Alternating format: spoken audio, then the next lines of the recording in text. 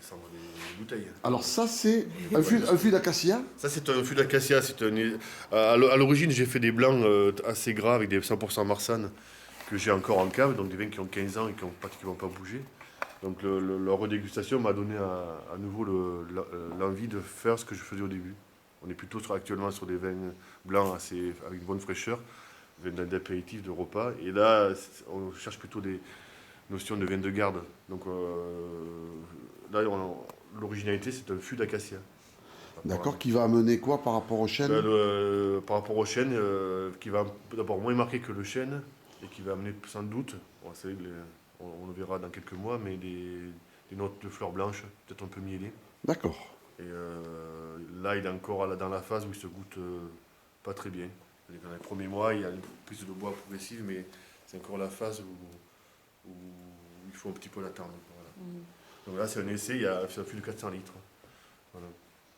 Donc, Du blanc. C'est que du blanc. On peut faire ça sur le rouge, mais je pense que c'est plus sur les rouges plutôt légers. Ça n'a pas d'intérêt de faire ça sur des rouges plus costauds. Voilà. D'accord, d'accord. Alors, où va-t-on? On descend à la cave. Voilà, la vraie cave. Ça, c'est la fausse cave. Ça, c'est la cave à touristes. Ça. Voilà. La vraie cave où on travaille vraiment. Voilà. Ça, c'est le pressoir qu'on utilise pour les vendanges de novembre. La cuvée qui s'appelle la pressée de novembre. Voilà. C'est un vieux pressoir appliqué. Fabrication ou terroise, ou Bédarieux. Il y a une forge à Bédarieux et une forge à Béziers, voire ailleurs. Ça, c'est les sabots Sabot d'Hélène? les sabots locaux. Il y a les mets locaux, là, c'est les sabots locaux. C'est-à-dire que c'était des sabots, comme c'est assez pentu et tout, il fallait qu'ils tiennent aux chevilles. Donc, ils avaient rajouté ça pour que ça tienne. Ah, d'accord. Et ouais, il faut que ça tienne. Sinon, sur des terrains plats, ça va, quoi. Mais sur des terrains qui montent, ça glisse. Ah Donc oui. il faut que ça tienne, quoi. On est à la montagne, parce que malgré tout, le Berlou a toujours été classé en vin de montagne. Il y avait les vins de plaine, de semi-coteau et de montagne. À l'époque, il y a un siècle, les vins de Berlou servaient pour les assemblages à améliorer les vins de Ah, table. voilà le café, donc. Ah non, ça c'est pas. Alors j'ai pas de photos de café parce qu'apparemment pour venir à Berlou, il n'y a pas beaucoup de photographes qui venaient. On a peu de photos de Berlou. Ça c'est pas très loin, c'est à Cossignol-Joux. Ah, d'accord, je crois que c'était ici. Non, mais ça aurait pu. Je pense qu'il y avait des scènes comme ça, il a dû s'en produire. C'est la retour de la chasse au sanglier. On voit les sangliers, les lapins, voilà, devant le café logé. Voilà. Ici c'était le café rouennais, il y avait jusqu'à 5 cafés à Berlou. Voilà. Donc, le port de Sète là-bas, ouais. Les vieilles charrettes. On descend par où? On descend par la descente aux enfers. Voilà. Attention à la marche, comme dirait l'autre. Chaque marche vaut 5 000 euros. J'ai la découverte de 50 000 euros. C'est pour expliquer qu'il faut, pour faire un vigneron, il faut fonctionner avec un découvert autorisé à la banque. Donc. Alors, ça rappelle effectivement la côte rôtie, cette pente. C'est oui, on est habitué aux pentes. Ouais. Les pentes qu'on appelle donc ici les travers. Ah oui, Voilà, c'est la grosse particularité. D'accord. D'où la cuvée les travers de Marceau. les travers de Marceau, d'accord, Voilà. tout à fait. Les travers, ce sont les vignes qui sont en pente, qui à l'époque, où il n'y avait pas des moyens mécaniques, du dozer pour faire des terrasses ou pour aménager ces pentes, ils plantaient en suivant les courbes naturelles des collines, ce qui donne ce paysage assez ondulant, assez sensuel, quoi, voilà. Assez moutonnant, quoi, voilà. Mais il y a quand même des bonnes pentes à Berlou. Ouais. D'accord. Les travers de Marceau, Marceau étant ton fils. Mon fils qui est né une semaine avant mes premières vendanges, en 96. Donc D'accord. j'ai cumulé la naissance de mon fils et la naissance de mon premier vin. Voilà, Ouais, c'était ouais. tout à fait simple, voilà. C'est joli symbole. Oui, c'est vrai que j'avais 33 ans. Ouais, c'était une Je suppose que tu as quand même gardé du millésime 96. J'ai effectivement gardé des millésimes 96 qui ont... je fais des vins qui se boivent assez jeunes. Donc là, on va sortir bientôt le 2010 au printemps. Là. Mais c'est des vins qui tiennent 10 ans, 15 ans. Ils tiennent aussi, c'est Ouais, marrant c'est ça. Et au bout de 15 ans, on a des vins qui sont très très fins, très élégants. Universel. Ouais, un vin qui est encore qui est forcément vivant, donc qui a évolué, mais c'est un vin qui est pas fini, qui n'est pas disloqué. C'est l'avantage d'avoir des beaux raisins.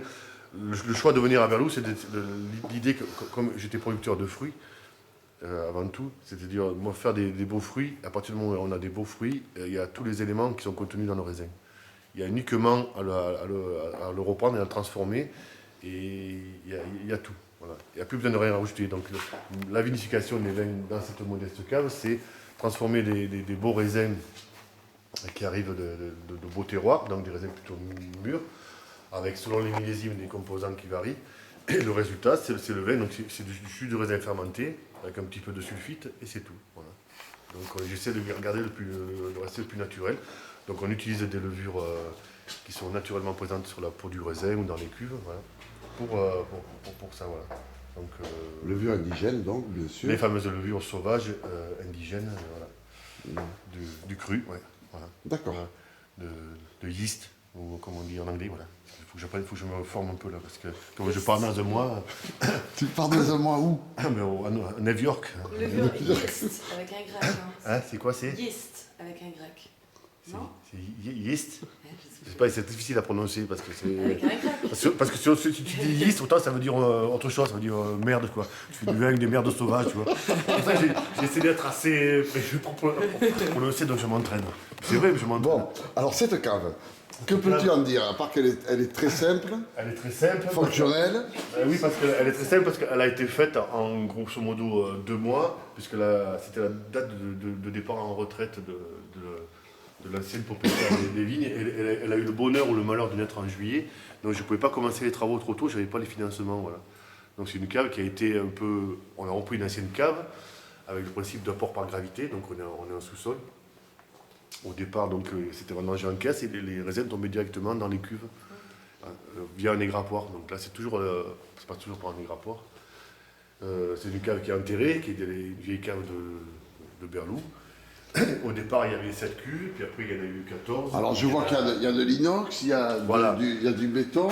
Il y a de l'inox, il y a de l'acier émaillé, il y a de la résine et fibres de verre. Et j'ai pas encore de cuve en or, ça va venir. Et il n'y a pas de béton, non. Il n'y a pas de béton. Non. Parce que la cave a bougé durant toutes les cuves ont trouvé leur place petit à petit, quoi. Là, elle est beaucoup encombrée parce que c'est une cave qui peut vinifier jusqu'à 1000 hectos, mine de rien, quoi. Ah là là. Ouais. Et là, actuellement, on tourne à peu près entre 600 et 700, voilà. D'accord. Mais on peut vinifier beaucoup plus que ça, quoi, en étant très bien organisé. Et donc, il y a un petit peu de tout. Et donc, elle est un petit peu encombrée, on va essayer de l'alléger un peu pour faciliter le travail,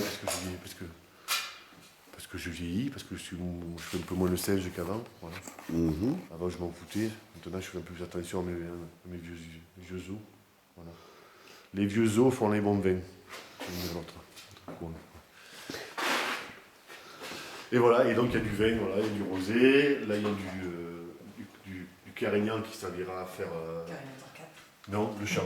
Ouais. Voilà. Le champ de Marjolaine. Le champ. Ça, c'est du 2010. Là, il va être soutiré dans à peu près un mois. Il a déjà été soutiré. Là, il y a du champ.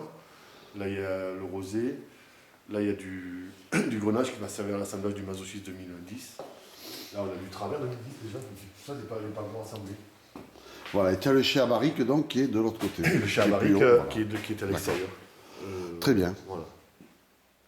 Très bien, très bien. Donc, je retiens enfin, que dans la vinification, tu interviennes le moins possible.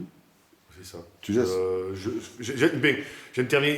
Je pense qu'il y a une surexcitation à vouloir à tout prix intervenir pour avoir du pouvoir sur le vin, quoi. Donc en fait, il faut intervenir que à l'échelle humaine, c'est-à-dire qu'on ne peut pas se dépasser en permanence si ça ne sert à rien, quoi. D'où les problèmes des fois de surextraction ou de non-respect du produit. Parce que si on part du principe que le raisin est beau et complet, après il faut juste le laisser un petit peu faire. Voilà. Donc on n'est pas dans la surintervention.